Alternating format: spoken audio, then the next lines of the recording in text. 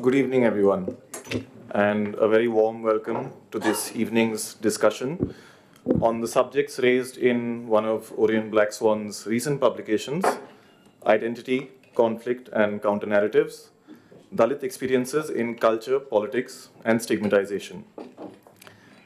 Put simply, this volume is an exploration of various historical processes that have shaped Dalit identities in various parts of India during various periods of time. However, although this may be an accurate précis of the book, it does not do justice to the larger project that such an endeavor represents in the Indian context, in the context of our institutionally sanctioned traditions of historiography. For within these contexts, the history of Dalits has been treated as a broadly homogeneous history of discrimination and oppression and struggle. While these aspects of the social realities of the subcontinent cannot and should not be ignored, a singular focus on them ends up producing its own variety of ignorance.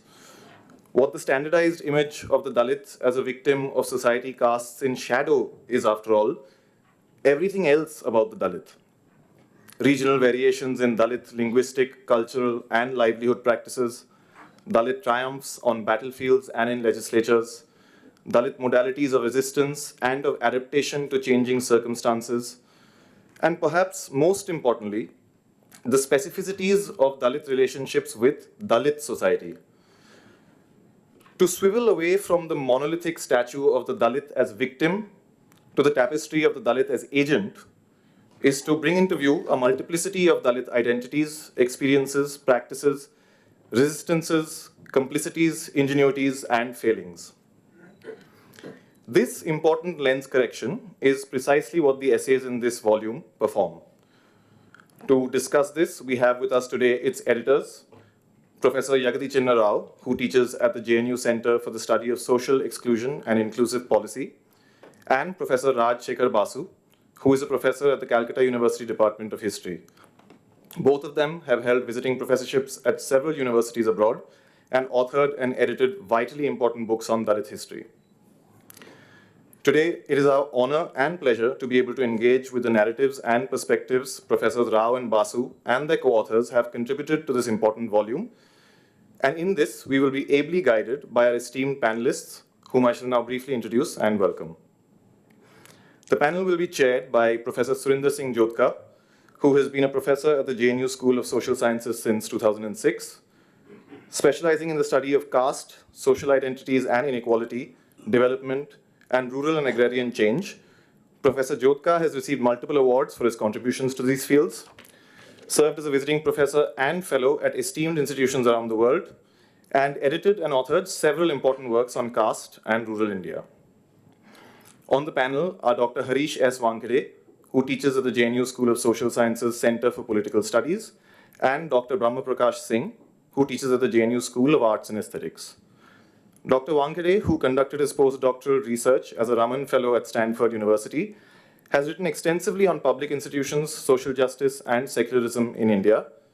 And Dr. Singh, whose areas of specialization include theater and performance studies, has been a fellow at the universities of Cambridge and Heidelberg, and authored 2 books dealing broadly with recent articulations of resistance in India and folk performance, respectively. A very warm welcome to you, professors, and thank you very much for being a part of this panel today. May I now request Professor Jodhka to open the first copy of the book.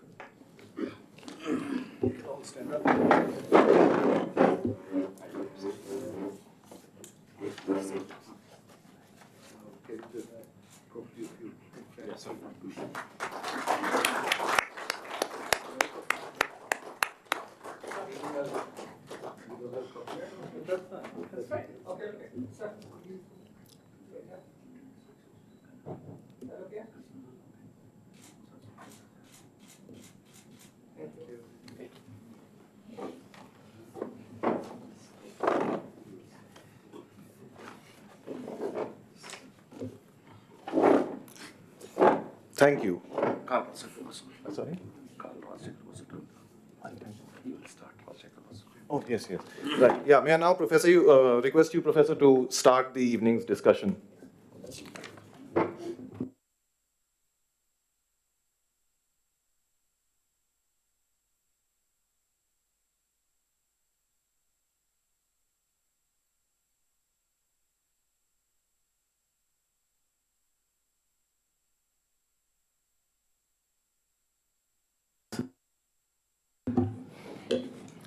Good evening, ladies and gentlemen, fellow academicians, friends, and students.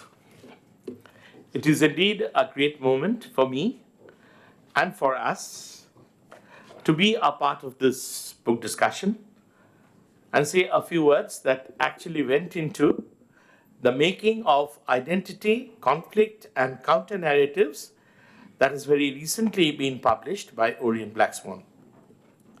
Personally, and both on our behalf as co-editors, I would like to thank Madam Nilanjana Dasgupta, Dhruva Basu, and other members of the editorial and production wing of Orient BlackSwan who made it all possible.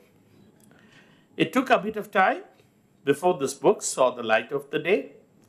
First, because of the COVID, and secondly, because of the dislocation that had come on the entire publishing industry. But the good side of it is that we have all come out of these troubled times, and the book has finally found a place on the stands. As it happens, very much like in a cricket match, when two batsmen or women are at the crease, one seems to be more impetuous, adventurous, in favor of taking risks.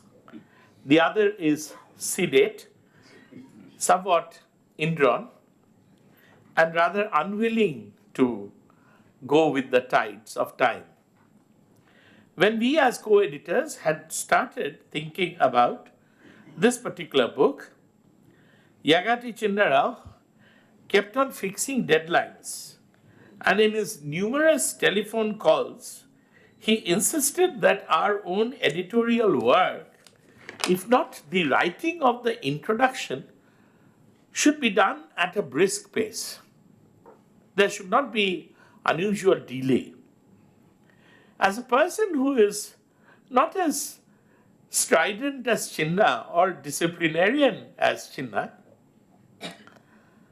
I could sense the urgency. But that too, I worked with my own concept of time and space, worked with the help of our doctoral student, Sudarshana, who was then with the center in JNU, and trying to locate the possible articles, books, that too within COVID times, which could go into the introduction. It took some time before I could lay my hands on them and possibly could get the help of Sudarshana to finally pen a draft. Thereafter, it was passed to Chinna, who put his own ideas into it, and then both of us synchronized it. We don't know whether we've done justice to it. The panelists would give the final verdict. Now, every academic production has a history of its own, and this volume too has a past. In September 2006, both me and Chinna were visiting fellows at La Sapienza, Roma, and it is then that I came to know that Professor Rao, along with Professor Sabyasachi Bhattacharya, they were finalizing the introduction to their upcoming volume, The Past of the Outcast, Readings in Dalit History. In course of this academic engagement, Professor Bhattacharya, as I came to know from Chinna, realized the lack of academic sensibility, if not the social sensibility, of academics towards Dalits and their past. He must have realized that this age-long fetishness to think in terms of binaries between nationalism and colonialism had hardly left much space to describe the experiences of communities who had suffered centuries-long economic discrimination and social stigmatization. Bhattacharya's own discomfiture with the existing historiography might have prompted him to write to Chinna that the demands of the time made it necessary to organize a panel in Dalit history at the Indian History Congress. Chinna asked me in the room of the guest house, which was maintained by the North Atlantic Treaty Organization. We were the non-pilots there. Everyone was a pilot, NATO pilot. We too were not pilots. Whether I would be interested in partnering him for such an academic venture. I readily agreed and joined with him. And with the able support and cooperation of the then Secretary of the Indian History Congress, Professor Ishrat Alam of Aligarh University, we started having the Dalit History Panel. The support of the IHC continues till today, and we also take the pleasure of thanking Professor Ali Nadim Rizavi for his continuing support and encouragement. Years have rolled by, and Dalit History Panel has now gained academic visibility within the IHC, drawing prominent sections of the academia, research scholars of different institutions and universities, editorial staff of the leading publishing houses. In fact, this is the very second volume. The first on Dalit intellectuals was published a couple of years ago. Some of you might have seen it. But when we look into this past, we should also remember the initiatives of Professor Thorat, who way back in 2010, as the chairperson of the University Grants Commission, had made a generous financial commitment to late Professor Omio Kumar Bagchi, the then director of the Institute of Development Studies, Kolkata, to organize a seminar on Dalit pasts and presents, emphasizing more on a critical study of Ambedkar's role as well as his ideas. I leave it to my very distinguished colleagues to deliberate on the ifs and the buts of the book. I'm delighted that Professor Surinder Singh Jodhka is here, an inspiration to all of us, and certainly his presence and ideas will possibly help us in correcting the errors that might have crept into our own academic understanding. The operations on the table in the OT will never be complete without the surgical invasion of two medics, but here the two medics are Professor Harish Wankhede and Professor Brahma Prakash, who after dissection would give the final verdict. All that I can say is that all through, Chinna and I struggled to write a meaningful introduction. Very, very difficult, very exhaustive, and too, swirling at times for us to put it in black and white. And the complexities have always have been raised by Dhruvo, and we can also talk about this very complex historiographical and ideological debates that went into defining the historicity of the term Dalit and the processes which essentially go with Dalit identity formation. I leave it to the panelists and perhaps the reading audience to judge whether we stand on the right path or whether we have looked askance, making it difficult to establish our point. Thank you.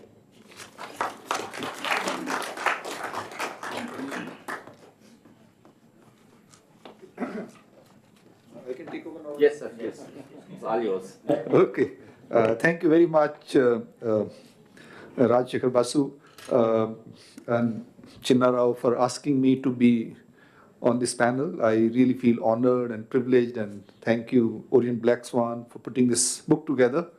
I was thinking maybe I will start the discussion, but now I think I will keep my comments towards the end of the discussion before Chinna Rao finally concludes it, and he's already told me that he'll come at the end. So we have two very learned scholars who have been passionately working on caste, commenting on virtually everything, and very unconventional. Neither of them, fortunately, is from anthropology or sociology, who think that they know everything about caste and they alone have the right to speak on caste. And I think that is a useful location for both of them. One of them has been working on a very difficult subject of art and labor. These again are kind of very peripheral to, and that's perhaps the moment which we are in. And that's how this book is being talked about and being celebrated. And Harish is inescapable. Every second day I get a WhatsApp message from him, and with a publication, with a newspaper article, with a magazine article, with a journal article.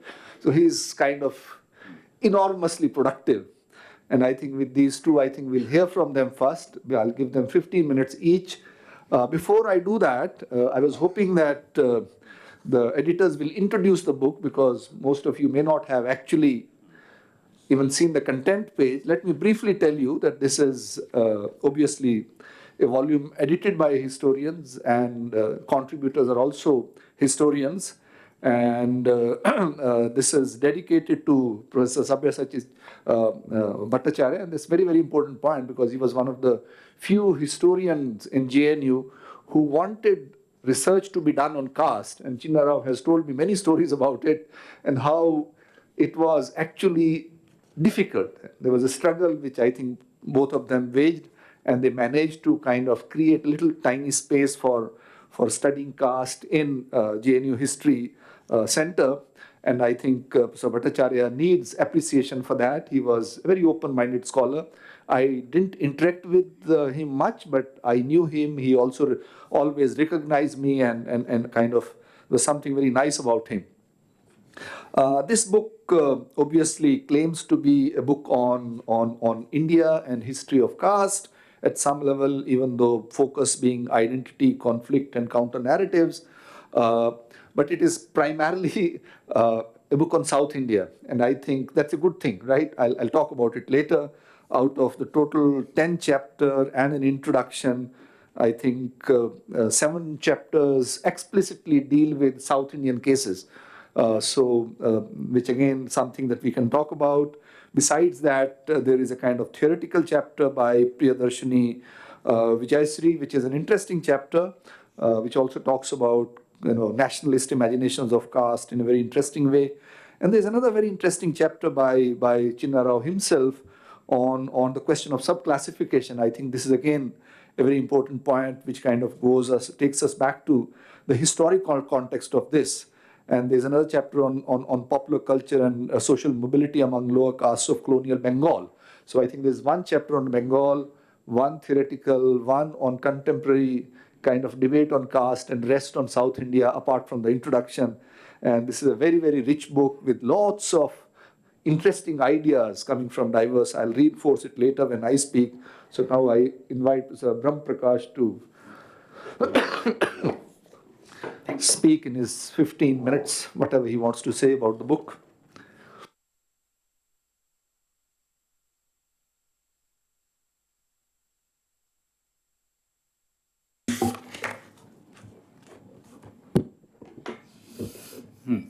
So good evening, and thank you so much for considering me for this panel. I really feel honored to be part of an extremely intellectual panel here.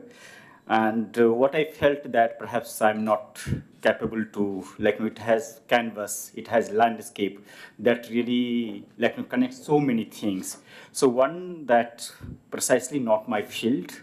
And second, that it generates a lot of complex debates that many times perhaps you don't not feel like, because you feel that incapability. So some of the comments that I'm going to make here is going to be areas which connects to my research, which connects to some of the things. So I'm going to be more partial.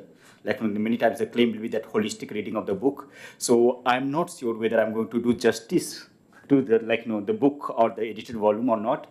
But again, this is going to be more partial reading, the way I'm trying to approach some of those chapters. So that is one. And second, I was also pointed by one of my colleague that is all male panels. So from the next time we will try to see that one also, that it should not become because I think when we discuss about caste and gender, then I think we should also keep these things in mind. So with that comment, I would like. So I have done read 2-3 chapters, and I will say that I've read many chapters, but 2-3 chapters with I can connect with. One that is whole history or some kinds of historiography of caste that Professor Chinna Rao and Sekhar Basu both try to trace, and that is really really interesting for me because now that even we are using the term Dalit, then it has many complexities because many scholars and activists now, at least in Maharashtra, some of those points that is coming that let us perhaps shift from Dalit to more Ambedkarite kinds of paradigm. So one, that very epistemological turn that we are talking about, and then if Fuller is coining that term at a point of time, then it has very different kinds of valuation, and then with the kinds of new kinds of assertion where Dalit as a category or Dalit as a term is getting read in a more positive ways, more assertive ways. Then the term linguistic term that we can talk about. One, that both the professors are talking about social sciences kinds of term that brings some kinds of historiography or traces some kinds of history that comes with the engagement with the community, with the with the people, and then it changes its meaning. So how Fuller, when Fuller is coining the term, and then you have whole journey with the journey and with the interaction, the meaning is shifting. But I think precisely I was looking more for, and I think maybe more for linguistic term that Dalit as a category is able to provide. So when we are using Dalit at a point when Fuller was writing and when Baba Sahib was writing, then what was linguistically it was saying or suggesting. And second, when we are using now Dalit, you have Dalit pop, in the way you have Hindutva pop, you also have Dalit pop that is becoming very, very powerful kinds of medium in music. So when Dalit pop, you have blue rocks, Dalit pops, and they are coming. So I was talking to one group in Bangalore. They were connected with Mara Collective, and then they were really young guys and who are claiming that we are Dalit, but we also want to be cool. We don't want to go into this whole culture of anger, resistance, perhaps in a very open ways, but we want to be cool. And that coolness was creating the kinds of resistance for all of the people. That, okay, but again, no, you're not supposed to be cool. But that was the point or some kinds of comment they were making. So I'm also more interested and perhaps we can explore further because we are also partially participating in some kinds of exploration. So it is not about right and to what extent we are going to do the judgment, but again, linguistic turn that I perhaps would be more interested in future to see. But again, what this chapter does in an interesting way that it gives you a whole reading marvelous kinds of mapping from Indologist, that how they were reading, and to that very contemporary kinds of writing that was coming from Badri Narayan, Tiwari, to all those another sorts of other sets of scholars. And then so it becomes, first chapter becomes a very interesting mapping, and that gives you a trajectory of the word, the way the Dalit term is getting used and the way meaning has shifted, the effect has shifted. That whole idea of the effect, because we are talking about cultural turn, affective turn. So now precisely you are going to see the subject in a different way. You are not seeing the subject with the same vulnerability. When you think the term, then you also think the cool guys coming in. So I think it also gives you a mapping. I have not talked about the cover because a stunning part is the cover for me, because these are the things that we relate with. So cover is almost looking into your eyes. I don't know who has designed this cover, but again, cover part was also interesting for me. So I also thank for whoever has designed the cover. And then I would like to move to the specific chapters where I have some comments to make. One chapter that directly relates to my study is Theyyam, chapters on Theyyam, and where now Theyyam is going through different kinds of becoming part of different kinds of economy, where earlier if you are thinking about caste economy, then largely it used to be performed by Dalit communities, but now you also have a different kinds of patronage system that is working, where not necessarily it is so ritual is becoming theater now. Ritual, which was part of the community ritual or community kinds of practices, it is becoming more exhibitory kinds of practices. It's becoming part of the art museum. It is becoming part of the theater. It is becoming part of the spectacle. So not necessarily now you have Theyyam that is part of some kinds of obligation and service. So, and then what happens? What happens to these traditional ritual practices or traditional performing practices which were supposed to be part of some kinds of obligation? And then here you have sudden shift that is happening, not sudden, gradual shift that is happening, in which art is making a departure from obligation kinds of services to maybe market kinds of services. So one can say that it is leading to decontextualization. one is that one argument that precisely comes that how it is getting decontextualized in at least in the reading of this chapter, that comes that how market forces or maybe some kinds of appropriation is also bringing decontextualization.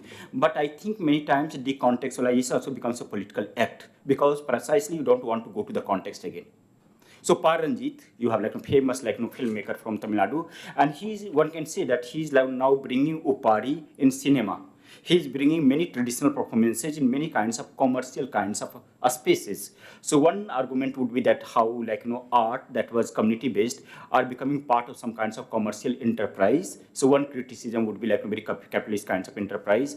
But many times they're also working in a very informal kinds of a structure, from Bhojpuri music to if you're thinking about Tayyam, then not necessarily they are part of a very big capitalist enterprises in that way.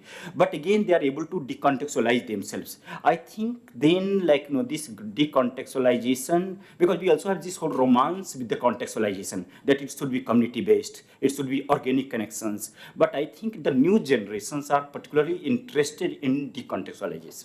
So put in other way around, and how decontextualization also brings some notions of freedom. So when you are trying to make some kinds of distancing with the community, you are very much part of the communities. You are maybe trying to engage with the same performance ritual or theyyam, but not on the same condition, not on the same body, not on the same obligations. Then at least in artistic sense, it is able to generate some kinds of autonomy. And that is very, very important for art. And I think because I have done some work on cultural labor, where I'm saying that the condition in India is that if you're going to dance more, there is a condition, there is a sense that you're going to be further enslaved. So Adivasi will not dance, becomes a political act. Dalits will not drum, that becomes also a political act.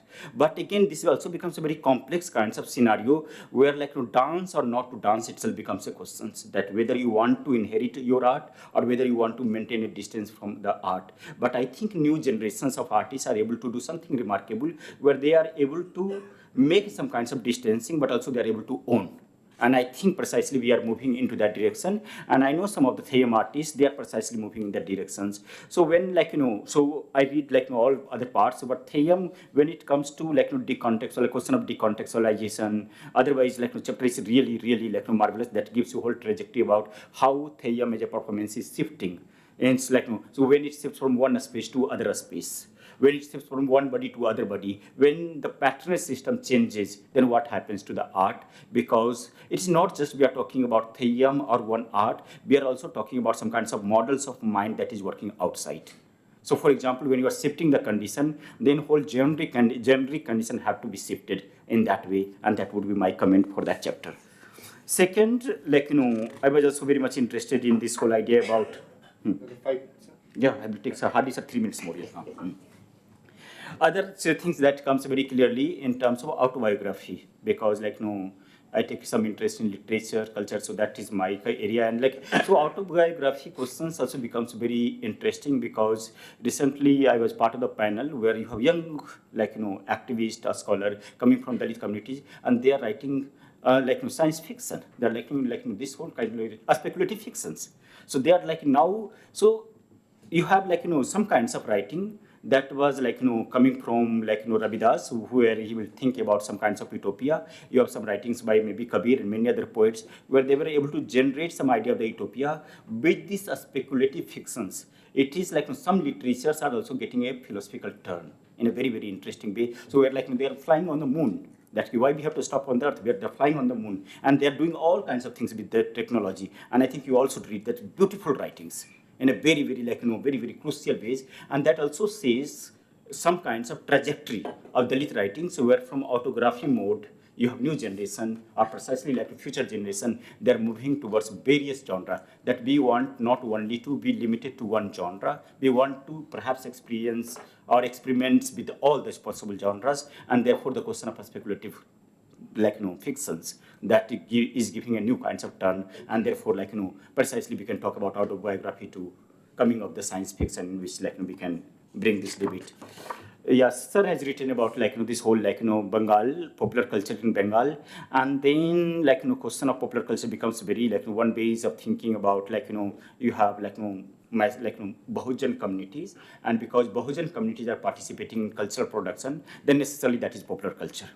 But you also have massification of popular culture through commodity, commercialization, and then you know that all the big industries are also pumping popular culture on our everyday basis. So precisely I'm getting a sense where you have Sufi scent many times, and maybe becoming part of some kinds of Westernite culture, and there is a merger that is happening, but still precisely we are reading in terms of through the lens of religion. Is there a way, and that is the question I would like to pose, is there a ways where we can read these figurations through the very practice of the popular culture, where not necessarily people are participating in any local festivals, or when they are thinking in terms of some kinds of hybridization, not necessarily hybridization is the condition. The condition is that very popular culture where things were together, things were not separated. So I think, with that, I would like to stop here and maybe but yeah, these were some of the reflections from my side. But yes, I would accept that, this book, many things were so complex that I could not understand it.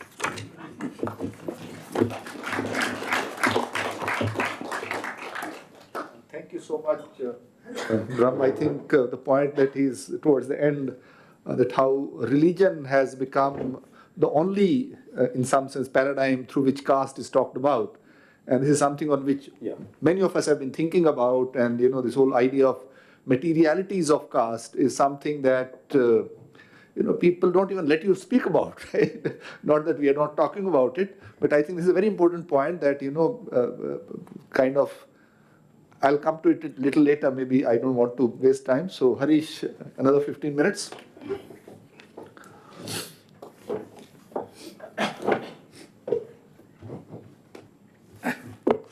Thank you, sir.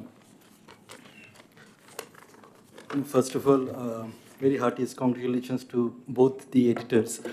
And I was talking to Professor Chinna in the morning today, and every time whenever I am supposed to finish his first book, early book, there is another book from inside. So already I suggested the same thing, that I'm already reading your earlier book on the Dalit cultural intellectual history, and it is yet to finish, and you already have 2 more books. Another book is already coming on the Dalit classification, Dalit caste classification. So I'm of course very glad that though I write an article every week in some newspaper, and here's a person who can publish books every month. So it's a wonderful thing to have that. What I thought that I will be doing is, of course, a kind of a reading that I had. When I started dealing with this book, I thought that probably the discipline from where these 2 gentlemen are coming, that discipline had some kind of a limitation when you have to deal with the question of the caste or Dalits for that matter. And my discipline, particularly political science discipline, had this kind of a larger normative understanding of caste and how one should examine the location of that particular identity and how it is basically impacting the political and the social processes. That larger claim we often have. And therefore, when I was reading this particular book, I thought that the idea that how to examine or understand the location of a Dalit identity, that question is very much there. And though, as I said, that this etymological quest to understand whether from how this particular idea called Antajayas or Chandalas or untouchables or depressed class to the current Dalit identity, how that travel, that question is very much asked in introduction, and of course in Sir's last chapter on the classification. This question is asked, that how that travel one can examine, that there is a location, there is an etymological force where one can see that why at some part of time they are called Chandalas and not in the other part. And this chronological shift that we often examine had some kind of what they call regional connotations, that there is nothing called a universal application to Dalit identity. There are multiple nuances, and therefore probably the book somewhere questions this claim that there is something called universality vis-a-vis Dalit identity. That there is nothing called universal, there is nothing called national to the Dalit identity, but somewhere there are nuances, there are regional variations, and therefore probably multiple newer terms that we often see. And therefore probably this particular book had this kind of a multiple claims. About the Dalit identity, that, as I said, that it is not just a political making of an identity, but for that matter, this claim that Ramchandra Reddy's chapter on that the Dalits are part of the martial race, that they, as we often see, that probably this particular claim that Dalits are wretched, passive, poor, marginalized, this particular claim is countered and challenged. And this particular book, article on martial race is basically suggests somewhere around that line. And this particular notion that this nuanced understanding of Dalit identity, for that matter, Ambedkar's own overall consideration, Dalits were not just poor and marginalized, but they were basically intellectuals. They were part of the Buddhist tradition. They were kings and warriors. This Ambedkar's understanding, or for that matter, another chapter on by Sekhar on probably.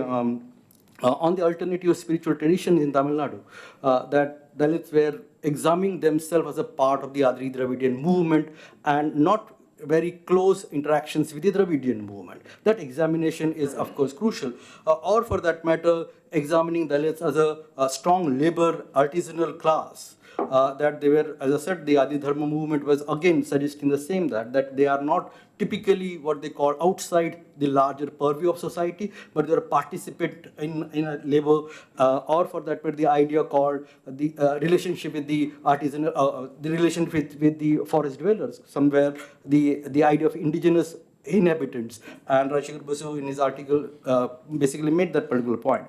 So this distinct from the text or the textual reading of the untouchables, the Hindu textual reading about this particular people, and probably the historical examination of these social nuances will create another imagination that it is not, as I said, the idea of impure or wretched or filthy people. The historical examination will showcase that they have multiple distinct vantage points through which their identity should be understood. And therefore, probably this particular book offers nuanced historical reading of different aspects through which the Dalit identity can be examined today. That not one single idea, but multiple ideas. And therefore, Dalit is a question of sociological or historical discipline, and this is what this book has done. In that exploration, we understand that Dalit identity has no single, unified, canonical root, like the Hindu textual root, but multiple, diverse social and historical experience and regional connotations. And therefore, examining those connotations are important, that though there are nuances and multiple vantage points. And these experiences and historical anecdotes somewhere overlaps sometimes, but often create some kind of what they call parallel narrative vis-a-vis each other, about their location first, about their social life, about visions towards the future, that what should be the vision. And therefore, like for that matter, Victor Babu's article on the Mala Mariga, the construction of the Mala Mariga, and Professor Chinna Rao's last chapter on the subclassification, there is some kind of a dialogue between the two. That the way history has been seen in Andhra Pradesh, that the particular identity is constructed through professional and laboring communities, and then how it is now playing in the current times, that the old past is now resurfaced and created a different kind of identity today. Or for that matter, Rajesh Komat's article on Thayyam, and Brahma already mentioned on that, or Sudarshan Bhaumik's article on popular culture among the lower caste. There is a kind of a dialogue between the two, that somewhere examining that cultural practices among Dalits have distinct aspirational values, and they only assert their cultural and historical rupture from the conventional elites. That there are given aspects of culture, and conventional elites have created those worlds for all of us, but somewhere Dalit cultural aspirations are distinct from that. And how that distinction can be understood, both these chapters are making a very important sense about that.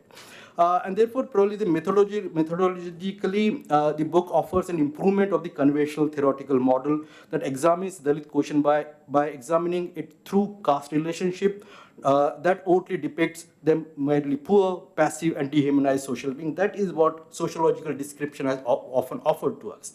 That this is basically a terrain where the poverty and the depressing social condition can be examined. And probably historical analysis of that location will provide you another vantage point, that it is not only about the burden and the continued wretchedness of the people, but there is, as I said, there are multiple experiences and social values that can create what they call a normal human being, for that matter, the cultural aspect of the Dalits.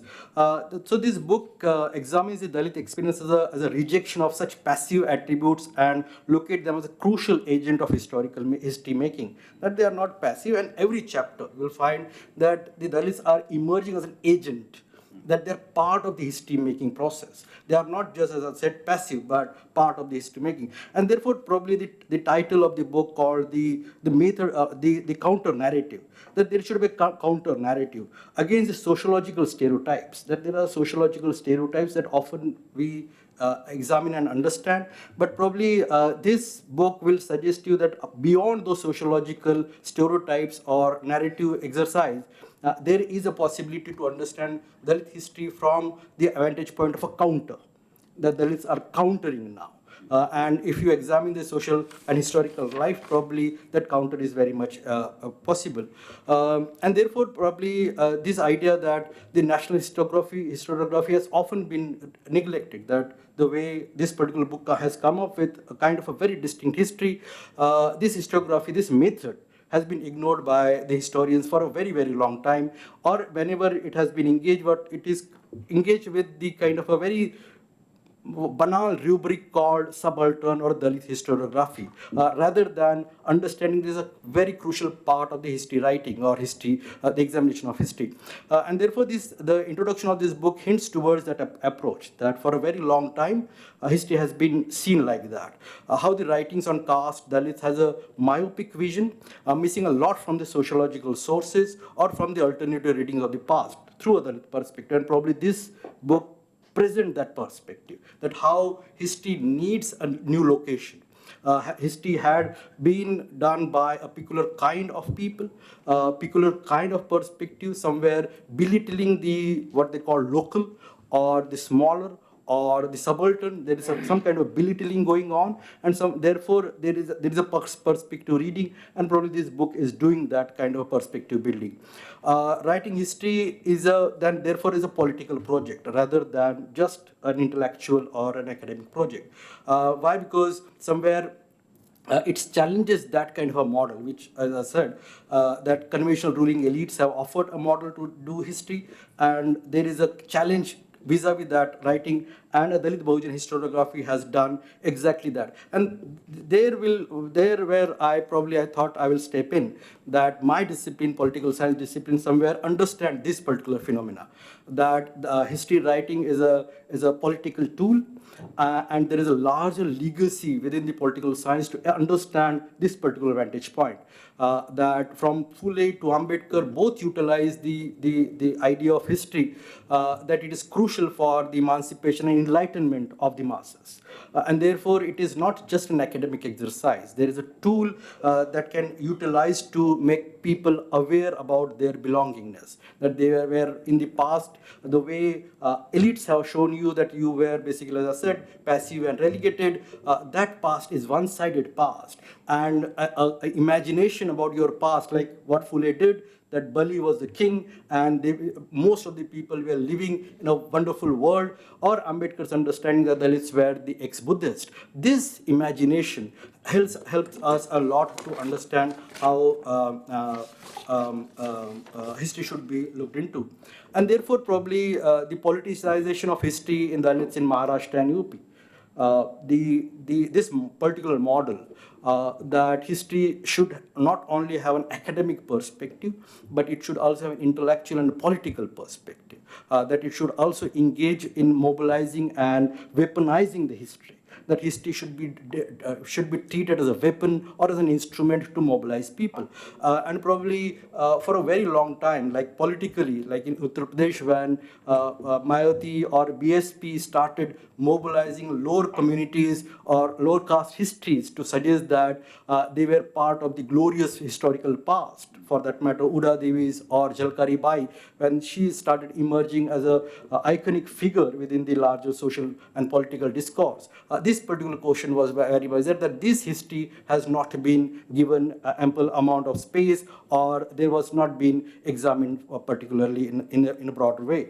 And therefore, probably this model, what Sir has done, what both the editors have done, somewhere suggesting that history will be looked not only as a case study, which is, of course, they're all are case studies, but not only as a case study or as an academic engagement, but creating a perspective. And probably I can surely congratulate both the authors for building that kind of perspective in this particular book. On the critical part, and probably Brahma already mentioned that probably the contemporary history is lacking here.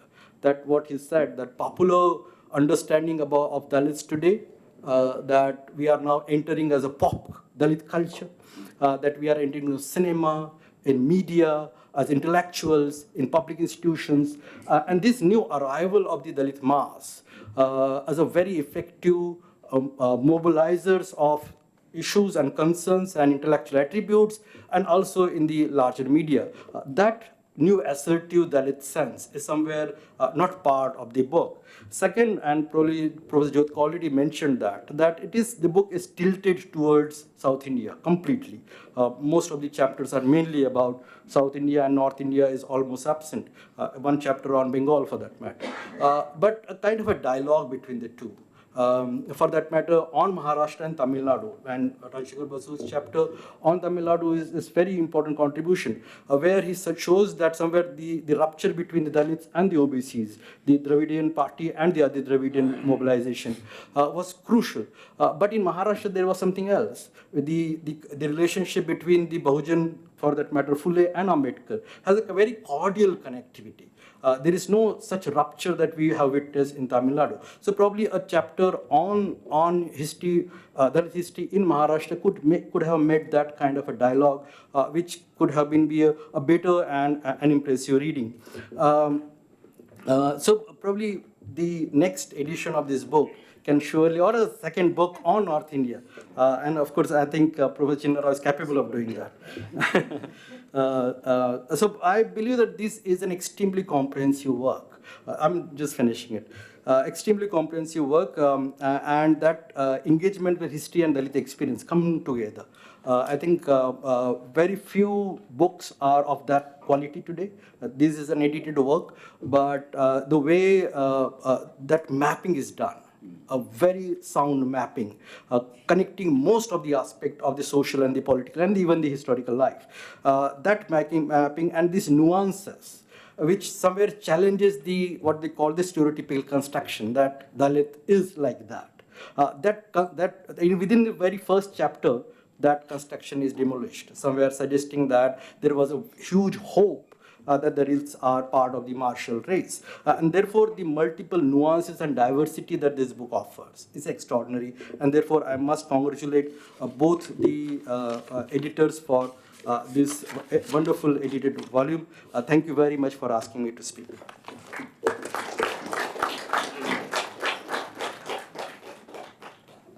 I think we have a very kind of heavy taste of the book.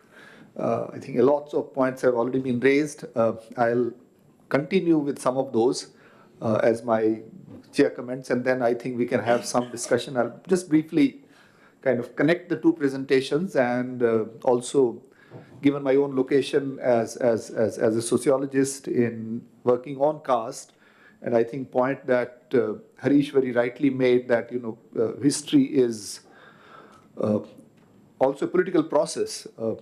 It is political not only in electoral political sense when history is invoked to mobilize Dalitness or mobilize a constituency for elections.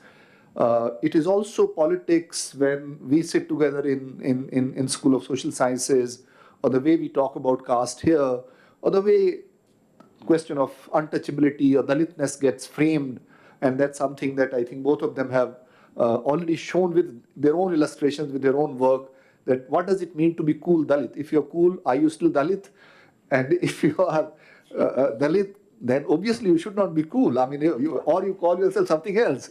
And I think these are very important points. And I think that's the point that, again, Harish made that, and both of them made that, there is a particular view in which we think of Dalitness as, using a sociological category, as a sui generis reality. That it has always been there in this format, like this room has a table and it has chairs, and we tend to think of Dalitness in the same kind of way. But I think that also comes from the way caste has come to be framed. There's a particular hegemonic narrative of caste which eventually gets summed up in the writings of Louis Dumont. And Louis Dumont, though he's dead and gone, continues to, at some level, be a source of messaging the moment you talk about caste. And that's where I think the kind of work they have done is very, very significant. And he's already pointed that out, that this consensus that anthropologists built about caste was not simply a simplistic Orientalist colonial narrative on caste. It was also a simple Hindu, Brahmin-centric imagination of both caste as well as of Indian society, right? We only have one view of India, that India was a Varna, Prastha, Ashram, and that meant that you have to locate, if my caste is this, I'll go and ask, do you know where would Jodhkas fit? Would we come in Shudras, or we would come in Kshatriyas? And somebody will say, no, Shudras. The other will say, no, we should be Kshatriyas. So this is obviously a contemporary anxiety. This is an anxiety which is produced by nationalism and post-nationalist imaginations of Indian society, which come to us actually during the colonial census, and all of us know about it. And how the nationalists stamp on a kind of colonial Orientalist imaginations of caste made it historically redundant category, as if you don't need to work on caste. Caste has always been caste. Caste has always been, this structure of hierarchy in 4 or 5 varnas, and therefore whether you go to medieval times or ancient times, or whether you go to Punjab or Tamil Nadu or Bengal, you would find the same classification, which was empirically not the case. And I think that's where, the old observation of his supervisor, Gopal Guru, and when he talked about, I think some 25 years later, that this is about, theoretical Brahmins and empirical Shudras. And I think the kind of Brahminism that we have in social sciences is enormous, right? If you are a good scholar, you would not touch empirical work. You would only do theoretical work.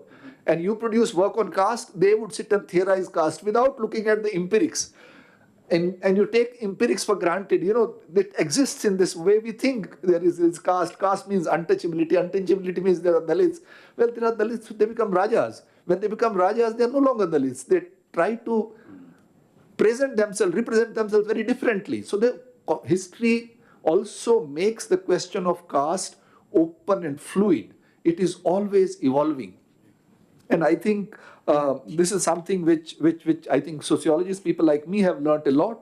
And it was only in the 1990s, late 80s, that this historical scholarship begins to, at some level, hit us. And hit us very hard. Some of them are still not hurt with that scholarship. But I think we began to re-visualize what caste is, and we have much richer understanding. And that's where this dialogue becomes very, very critical, that you have people working in the field of aesthetics, and they're also talking about caste. Someone is working on cinema, that you see caste. Someone who is working on IIC should also see caste there. So caste is not something that was a structure of past tradition and ancient history and was passed on until the British came and modernized us, and then the nationalists have been transforming India into a secular society, and caste should have disappeared by now, or would disappear by day after tomorrow. So that is not the way to think about caste. Caste is a structure of humiliation, right? And that's where I think the question about Dalitness, the question about untouchability is the central defining feature of caste. Not the Brahmin, right? Not the Brahmin-centric view of caste, but the the oppressive consequences, humiliation, I think the structures of humiliation, the way I have been talking about in my work. And when we talk about structures of humiliation, and the point about materiality becomes very, very critical. Materiality doesn't mean class. Materiality means the kind of resources that you grow up with, the kind of resources that you have at your command at the moment, the kind of resources that you kind of, without your asking for it, they are available for you. And that's where I think one needs to kind of move away from that singular culture-obsessed Brahmin-centric view of caste, where untouchability was only seen as a ritual, as an innocuous ritual, which was a Hindu culture. I mean, what can you do about it? This is the way they lived, and everyone consented to it. The biggest threat to a Chamar was to accept water from a Brahmin, otherwise his life is ruined. If he does that, his life is ruined. This is the kind of stories we are told about caste. It's complete nonsense, and this was accepted by academic establishment, and it was being theorized by theoreticians of Indian society, starting from Delhi to Paris to New York and Harvard. I think that's where perhaps, how does one explain absence of caste in historical scholarship? And I think that's where this book also makes a contribution, very significant contribution. One, obviously, the kind of stories that Chinna Rao would tell you if you sit with him, of an obvious bias. The moment you raise question of caste among historians until 20 years back, they look at you, and not just 20 years back, even 10 years back. I remember when my book started coming out, some of the historians actually told me, what is wrong with you? Why are you working on caste, right? So you work on class. I used to work on agrarian processes and debt dependency and stuff like that. They thought something has gone wrong with me. And I think, so there is obviously a bias, both left-wing bias and right-wing bias. Neither of us wants us to empirically engage with caste. Left-wing because they think only thing that matters is class, and caste would divide the working class. Right-wing obviously has, there's nothing wrong with caste. Even somebody like Gandhi would say that, caste is all right, untouchability is a kind of bad habit, we should get rid of it, and I would work for it. But there are also structural reasons. I think already they have been pointed out by two commentators, and the book is right in the opening chapter. And that is because we have this singular view of caste. And when we have singular view of caste, we don't really find that, right? When you talk about Dalits, I remember I published a paper in newspaper. I published an article in a newspaper in Punjab, and that gets translated sometime in Punjabi and republished in the Punjabi newspaper. And I must got 3 phone calls in one day. How dare you call us Dalits? How dare you use the word Dalit? It's an abuse. I'm going to file a case against you. So I apologized. I said I didn't realize that I was offending you.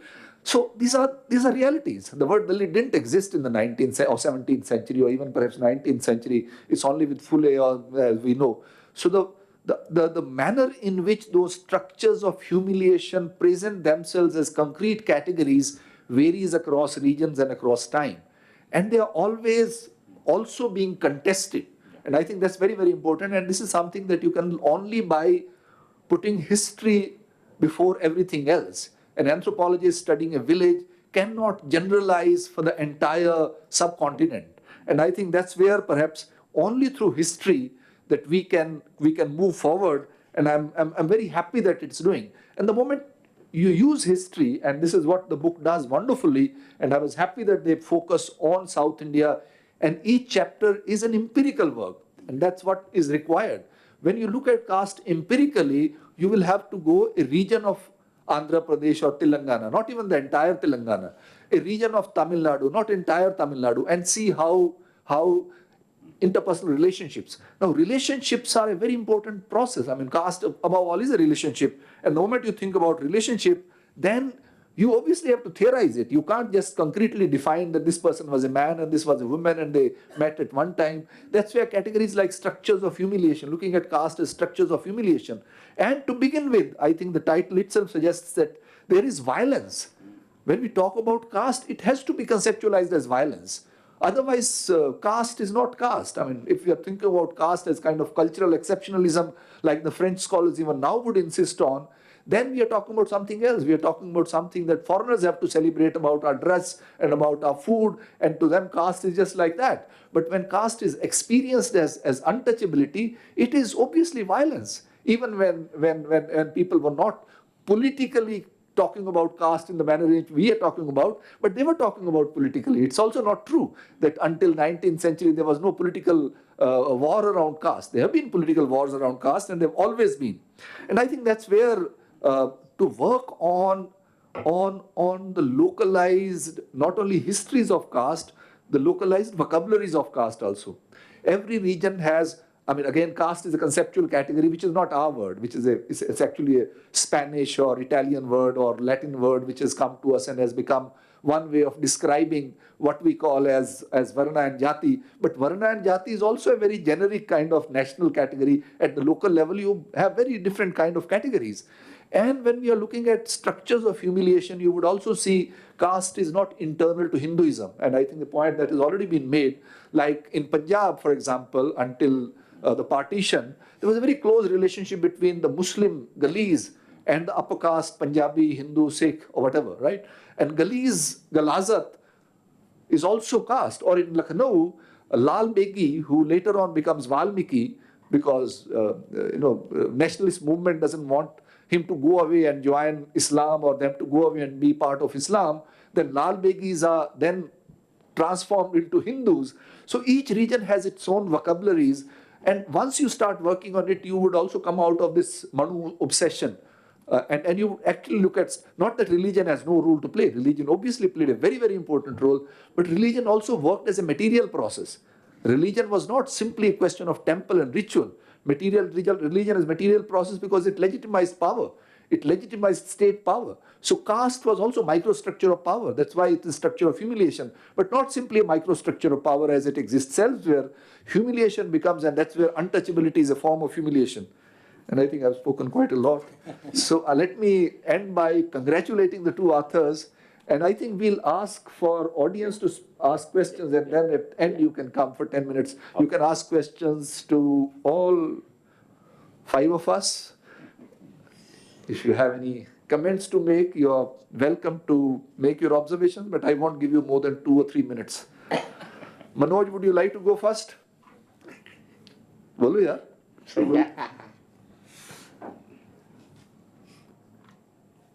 Sit on the mic. You know, Manoj Matta is a celebrity author who has worked a very interesting book on caste and history, again, historical, contemporary history. You're talking about contemporary. I don't agree with you. Folk and popular, you have to work. Don't ask historians to work on 2020. Nothing will be left for us. Yeah, sorry. I was very fascinated by your repeated assertion that there is more to caste than just the religious aspect, and how the material process that emerges from the religious aspect serves to legitimize power. Is that what you said? Yeah. Now, can you give an example of that, a concrete example? You have put it in a theoretical form, and you did concede the importance of the empirical aspect for it to make sense, for it to be accessible to lay people like me. So I would appreciate it if any of you give it a concrete form. And the other question I have in mind is, there were repeated references to Phule having coined the term Dalit. I thought he more famously referred to Dalits as Atishudras. So I'm a little confused by that. Which means that the term Dalit was very much in currency in Ambedkar's time, and he willfully kept it aside or chose to ignore it. If so, what was his reason for ignoring that? And what is the term he instead preferred? Two distinct questions. Yeah. So we'll take some more questions. Yeah, please. Focus on South India. I'd like, since 2 of you or 3 of you have mentioned that, is it just a pragmatic deficiency, or is there something epistemic about it? Because one might argue that the Dalit in the South is far more educated and in the north, maybe that history is not there, because what the people are is also what the scholarship is. Some idea about it, because it's a bit fascinating for me to know this clear difference. Thank you. So I have a question. Yeah, since you mentioned religion, how does, religion does help a Dalit to transcend humiliation and caste. For instance, a Dalit becoming a Buddhist or a Christian. So the question arises that supposing if this is the case, then humiliation or stigmatization, is it something inherent?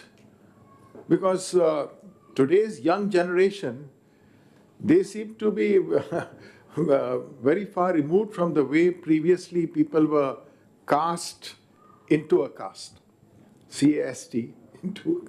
So these things were raised, and I would look forward to reading a book, because I'm always concerned with when will we do away with binaries and this thing about pariah.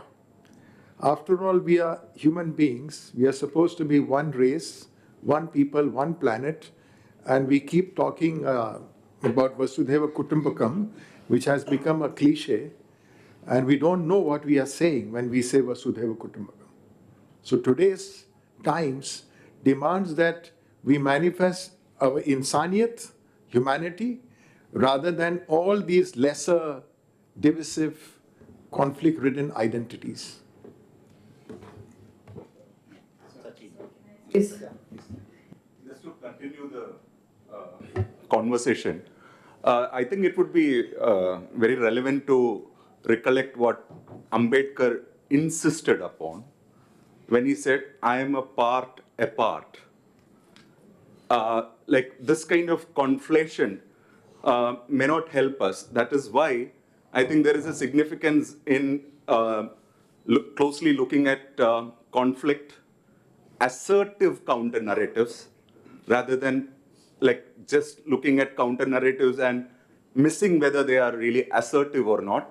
So in that sense, the Dalit pop, even the fact that ritualization and almost museumization or exhibiting Teyyam on certain stages would not be really that kind of assertive counter narrative. So I think it's important to continue our conversation by closely looking at these fractures. Maybe when we are not able to figure out that the caste has evaporated as something like solid that has melted into air. So I think it is a reality of our lives even now. And in that sense, it's important to look at these kind of fractures.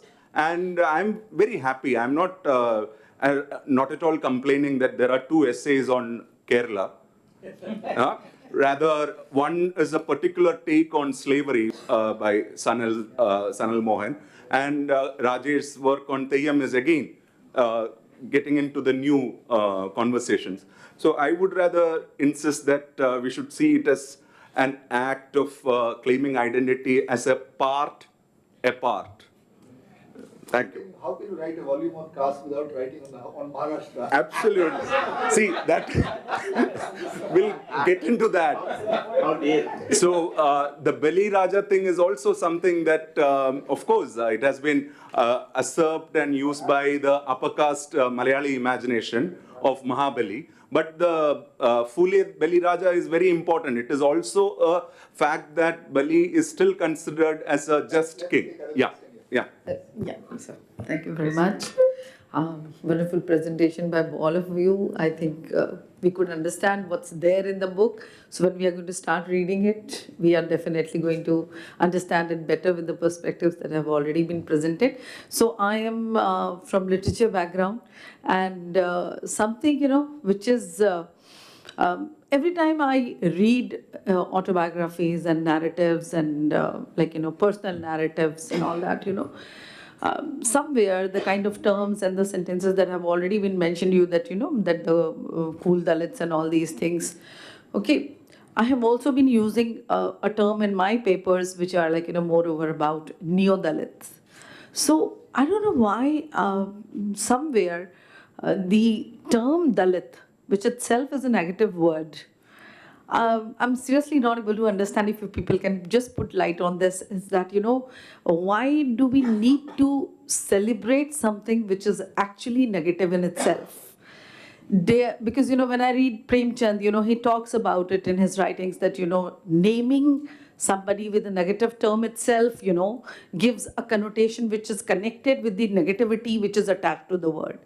So using a word Dalit as identity, which I completely deny with in my papers also, whatever I've been writing, but I say that, and I have been insisting on this, that, we should try to understand it as just a term which has been given to a lot of writings and a lot of understandings, but why it should be used as a name with inside the quote. So that's what I would like to make. Thank you. One more question we can take, yeah. So we have been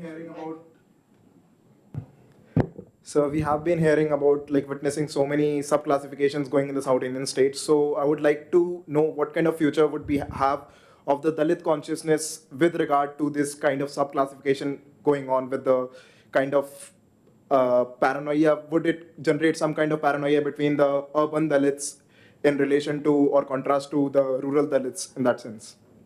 Thank you. So you want to start, or you want to start? Yeah, I'll be at Dan. You start it.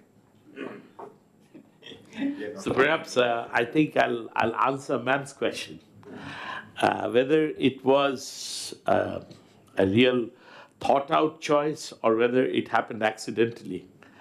Now, these papers were all presented, and then it went through a rigorous process of scrutiny.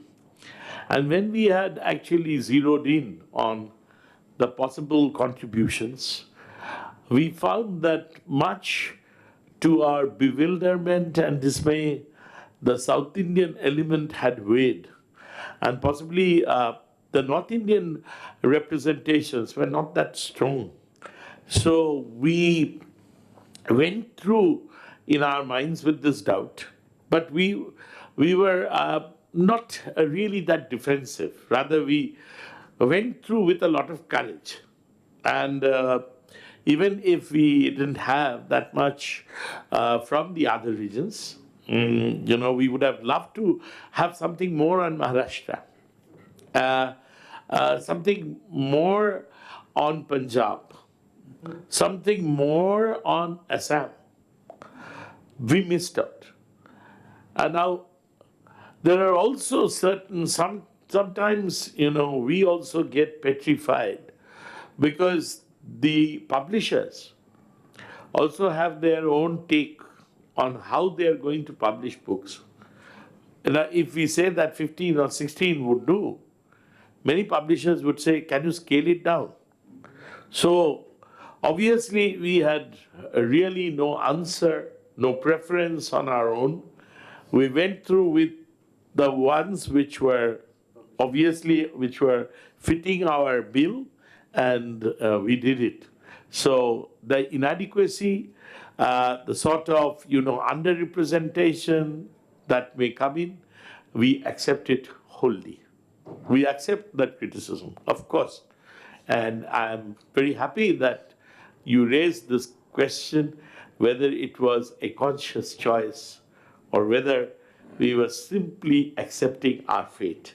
Thank you, ma'am. It also makes case for the next volume. Absolutely. Yeah, please. Thank you. Probably what Manoj sir just asked about the Shudra Ati Shudra connotation that Phule explored, and the usage of the term Dalit in Phule's work. Probably the word is often the Pad Dalit, that those who are extremely downgraded or exploited. The Pad Dalit word in Phule's writing is basically about that, and it is not a noun, but it's an adjective to make sense of the condition. And therefore, probably the making of that adjective as a noun in the later on period, mainly in Ambedkar's writing for that matter, again, Dalitodhar, Ambedkar used this term often, that the Uddhar of the Dalits, the Dalitodhar. So that connotation is of course there in Ambedkar's writing, and probably borrowed from Phule's examination of that term. And the popularity of that is, of course, by the Dalit Panthers that used Dalit not as an adjective but as a noun, suggesting that the way black is now beautiful, probably borrowed from the US experience of the Black Panthers, that the term it's not negative, but it is about celebrating that idea and making a sense that they are, of course, poor and marginalized, but there is a capacity to imagine or rework on the same identity. The Dalit as a not a negative connotation, but some kind of a positive, zealous, and a very dignified, robust identity. So these are remaking of that term. And Dalit Panthers, basically, without Panther, probably there is no Dalit. And in the context of Maharashtra, probably this was the suggestion that probably the scheduled caste, the constitutional identity, and the new Buddhist identity. It hardly examines the experiences and the vision of the Dalits in a national way. And therefore, you need a national term to change the order of the discourse, which is constitutional and new Buddhist, and probably Dalit can make sense of that. And therefore, though we understand that probably in Maharashtra, that Dalit is a negative term for that matter, etymologically in a literary way, but making sense of it and rebranding it, attaching a very powerful metaphor like panthers to that. And making sense of that, and borrowing a lot from the world history at that part of time, that the marginalized social groups are now awakening. There is an awakeness into that. There is an awareness about their social and conditions, and they wanted to bring some kind of a new definition to their social location. So there is a history of the Dalit term, and therefore probably it is not a negative term. Why? Because there is a rebranding going on, reimagination, or some kind of a new definition that Maharashtra tried to provide, and later on it becomes an English term. That mainly in the English literature that we use Dalit as a term, or probably in not many other languages we use Dalit. It's the English term, has mainly in English academia that we use Dalit, or Dalit literature, or Dalit academia, or Dalit history. These are basically English terms. And to make sense of the larger national perspective vis-a-vis this condition. And it hardly had that kind of a, what you suggested, that negativity or other term. It's a kind of a nomenclature that has now become very robust and very powerful, and people are accepting it wholeheartedly, I believe. May I just take just a minute to add to what Harish is saying? It is very clear, as Professor Jodhka, Harish, and Brahma Prakash were discussing, the terminologies are changing every time. So you'll find the terms, in the early part of the 20th century, and even in the late 19th, but more in the early part of the 20th century, excluded and exterior. And obviously, Ambedkar, as a social theorist, was also responding to these very terms that were being often used in the censors or in the manuals. So there is a particular word in Marathi which he uses all through. 1920s he used it sometimes, but more in the 1930s. Possibly Harish will correct me, bahishkrut, and excluded. And there also he said excluded not because of our own doing or because of our own fate, but somebody has excluded us. So that's all. Yeah, I will just make a very brief comment. First of all, sir, I forget to congratulate you. So many congratulations again. Yeah, of course, Yeah, so I was just going to the term one that Harish was saying about this whole kinds of rebranding, reimagining the term, but it also comes from this whole history of oppressed, a struggle of the oppressed, where either you are using black or either one was using Negro at a point of time, or other kinds of term, women for that matter, that was also negative term at a point of time, but also, so Walter Benjamin, that a literary theorist, will use the term radical withdrawal. So you have pushed to the limit where you don't have any other option rather to assert. So Dalit, even if you are using the term in that way, then it creates some kinds of a space, radical withdrawal, that it cannot go back further, it cannot be pushed further, it has to necessarily assert, it has to necessarily reimagine itself. So maybe that can be also read in that way. Thank you. I'll give you the last word, so I'm not going to let you speak right now. And I will not speak after you have spoken. just 2-3 points. I mean, since you asked me question directly, give examples of the obvious example in the sense that when we're talking about Dalitness or untouchability, untouchability results in exclusion. It results in not having a house to live in. It results in health outcomes. It results in not having access to anything in the village. It results in everyday experience of violence, which is a material experience. It is not a ritual experience, right? When you are not allowed to drink water when you are thirsty, and you would die of thirst rather than drink water from Brahmin, it's not a ritual process. I think it is a material process. It's a process which institutionalizes your position as humiliated, as marginalized, as untouchable, as brushkrit or whatever. So the moment you talk about relationality, that caste is relationship. It's not an attribute against an attribute. Relationship means it is always give and take. It is always a structure of hierarchy which is defining my position versus your position. Who would get from? That's why exploitation is built into it.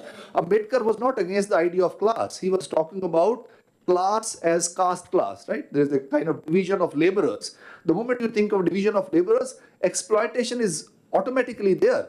But it is more than exploitation. It is not something which is other than exploitation, which the anthropologists ended up constructing through Dumontian and Orientalist formulation. That's the only point. But in more empirical sense, for example, Sikhism in my own religion.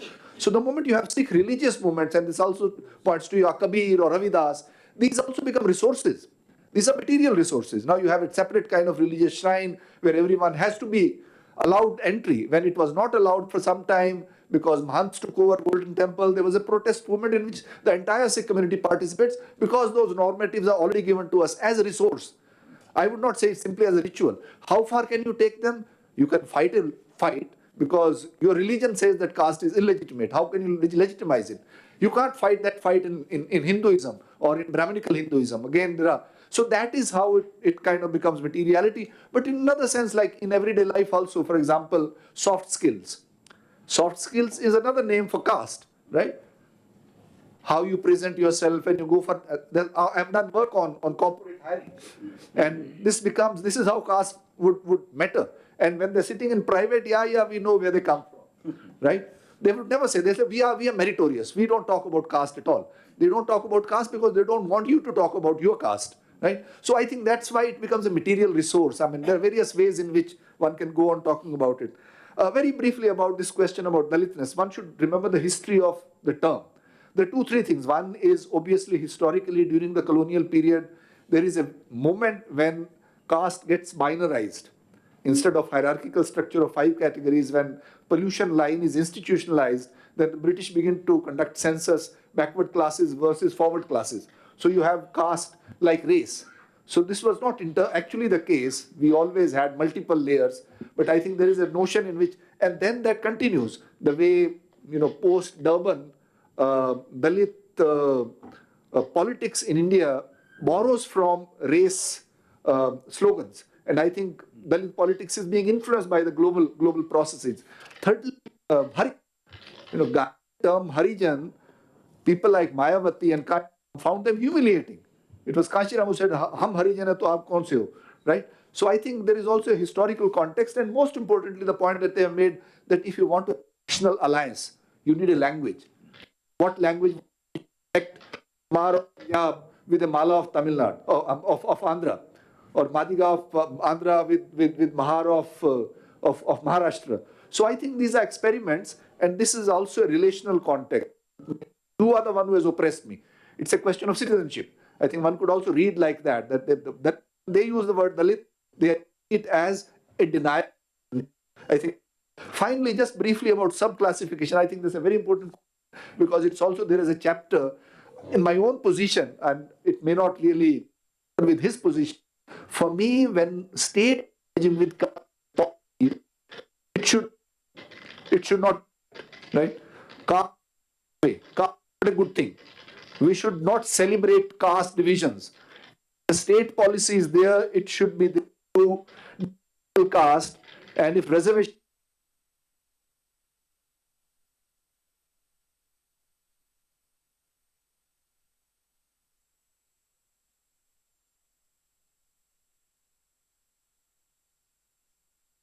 notion of deprivations and privileges. You can't engage with caste as a policy. That is my position. But again, finally, you have 10 minutes, full 10 minutes. We'll be 4 minutes late. Thank you, sir. And try to answer some of the questions and try to thank the panelists for taking time. And Professor Jodhka has been very kind for the last 20-25 years. He has been bearing us for all these seminars, conferences, and all. Like as and when I invite him, he'll just see, let me check the calendar, Chinna, I'll just, yes, there means there. So, and Harish has been, very kind. And Brahma Prakash being a art and aesthetics faculty, and sometimes abstractly he responds. When I invited him, he said, please go ahead. I do not know how to go ahead, whether with him or without him. So, and the publishers are asking me like, please give us the names who are the panelists. And next day again, immediately when I called him, his phone went switch off. So then he told me that like, no, it's this power is gone, or rather battery is out. So the next day morning again, I confirmed him. Yeah, yesterday I said, please go ahead. I said, whether you're coming or not. He said, no, I'm coming. Go ahead. So that's how my panel is. And in fact, and this is an all-male panel. In fact, I requested someone else, but she's traveling on a sabbatical leave, and so I couldn't disturb. And I thank all the contributors, and both the editors are here, and two of the contributors are also here. And I also thank the publishers, because publishers were very kind, kinder than last time. In my earlier volume, they took almost 8.5 years to publish one volume. I submitted in 2009, February, a proposal, and finally it came in 2017, February, in the same hall. So, but this time they're more, kinder. They took only 4.5 years. So every time they are promising, and last time the editorial team changed 5 times.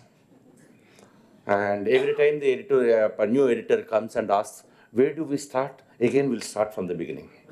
So 28 chapters, published papers. I have to take permission from 28 publishing houses. Just imagine my trouble. And earlier, I used to trouble Ms. Rupa Sharma, who was the Delhi Orient BlackSwan in charge. Now I'm troubling Nilanjana Dasgupta. She's hiding herself in the corner. Because, and the volume on South India. Why is mostly concentrated on South India? The reason behind is that, this is a part of Indian History Congress proceedings. It's under the aegis of Indian History Congress. So as and when the Indian History Congress is held, that's where our parallel session will be conducted. This particular session was held at Trivandrum in 2016. Invariably, even the North Indian people came. But you know what happens when I call for the papers, all the known emails. So 35 people says, yes, we are sending it. 25 people send their abstract, out of which 5 of them are again dropped down. When final abstract 20 comes. When I ask them after a couple of months to revise the papers, after the sessions are over, only 15 or 16 will send. And when I send the 16 to the publisher, they scrutinize. When I submitted 14 chapters, including one from UP and one from Punjab, so the publishers and the reviewers' choice, where as editors we will have no choice. So finally, only 10 were selected in this volume. So imagine from 35 presentations, 25 abstracts, 15 papers, then finally 10 were selected.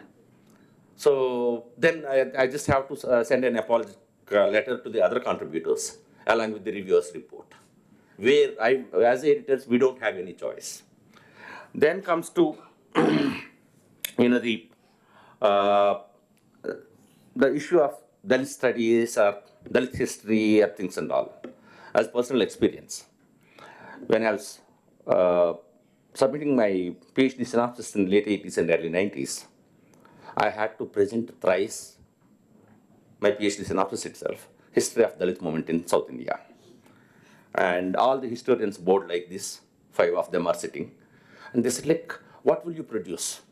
Where are the... My gosh, not like this. No. What I mean to say, as a student, 30 years back, 35 years back, I'm talking about, in the early 90s. So, but all the historians, we already searched all the archives up and down. What will you produce history? Where will you produce from? So I had to present my third time. That's where my supervisor had to intervene. He said, like, what all that he produces, if that doesn't amount to be a thesis, we have the right to reject them. How can we stop him now at the level of synopsis? That one statement made their mouth shut. So I could complete my PhD thesis on Dalit history. And that was published in English, later translated into Telugu, later got into Skandha Sahitya Academy Award. It's a different thing. What I mean to tell you is, at least when I started my research, before 1991, until the Ambedkar birth centenary year, there's nothing called Dalit history or Dalit literature or Dalit politics. Anything that is available only Eleanor Joliet's, Gail Omet and Bharat Patankar's 1979 EPW issue. That's the only thing that I could come across. Rest of all, Ambedkar's biographies. Nothing else. In history, in English. I'm very sorry to say. With my limited knowledge. So whatever the things came after 1991, after Ambedkar's birth centenary, that's where the Ambedkar Foundation was found, Ambedkar chairs came, Ambedkar study centers came. Before that, nothing was there on Ambedkar or on Dalit history. So any research that you get to see, it's only post-1991. Because that's where the state funding was available. State started sponsoring seminars, conferences, workshops, Ambedkar chairs. So that's how the, whatever the Dalit studies are. So now, among the historians, for instance, name how many historians that you come across. Suppose, for example, like we don't have work on UP Dalits. Until Nandini Gupta from Cambridge University has to do research on urban Dalits. And till then, many historians who worked, noted historians who worked on UP Dalit movement, UP peasant movement of 1920s and 30s, none of them bothered to record. So we had to wait someone from Cambridge to do research that there was a Dalit movement in 1920s and 30s in UP.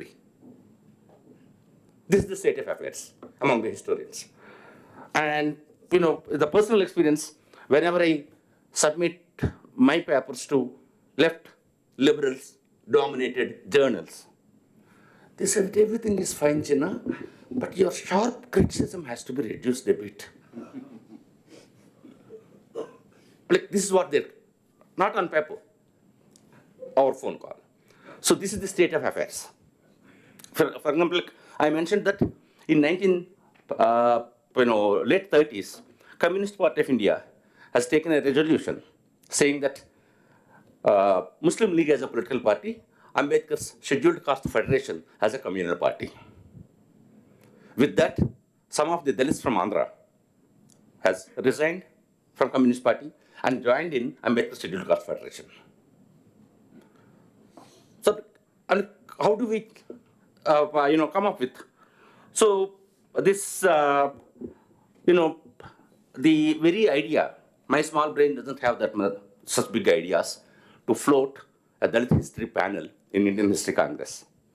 As Professor Basu already told, that was while we are writing the past of the outcast introduction, when we are exchanging parts and bits, then he said, I fully agree with you, I'm not going to, this is Professor Bhattacharya, I'm not going to change any bit and part, I'll put it as it is, but how long we accuse them? Isn't it high time to start one? And it should be not in your university or not in my town. It should be right under the nose of Indian historians. That's where the idea came. That's why we know, for that idea, for that inspiration, we dedicated this volume to Professor Savichachi Bhattacharya. I worked with him closely for 30 years, published 3 books with him. So, for every activity, there is a historical, location for it. So, for this panel, or this volume, that earlier volume was a part of it. And I thank all the panelists and all the audience and senior faculties like Professor Srinivasan, whom I know for almost 3.5 decades. She was telling that, like, I saw you as a young boy and woman, you know, a girl 30 years back, and she's kind enough to, you know, attend the session and recognize us, even when we're closely, moving towards the senior citizenship. Thank you so much, ma'am, for coming. And Charwarya from Delhi University, Santosh Rai from Delhi University, Professor Ravindra Kumar from IGNO, and many other friends. I'm not naming by name. So thank you so much for and all.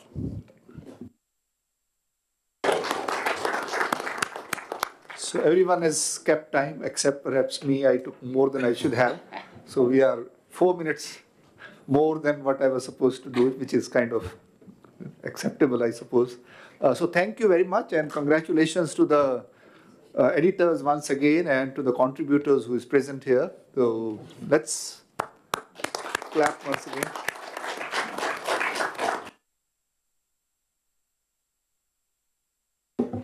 Hi everyone, just before we disperse, let me also extend a very warm thank you to Professors Jodhka, Brahma Prakash, Wankhede for a very insightful discussion today, to the editors for putting this volume together and making this discussion possible, and to all of you for being here with us tonight. Have a lovely evening. Thank you.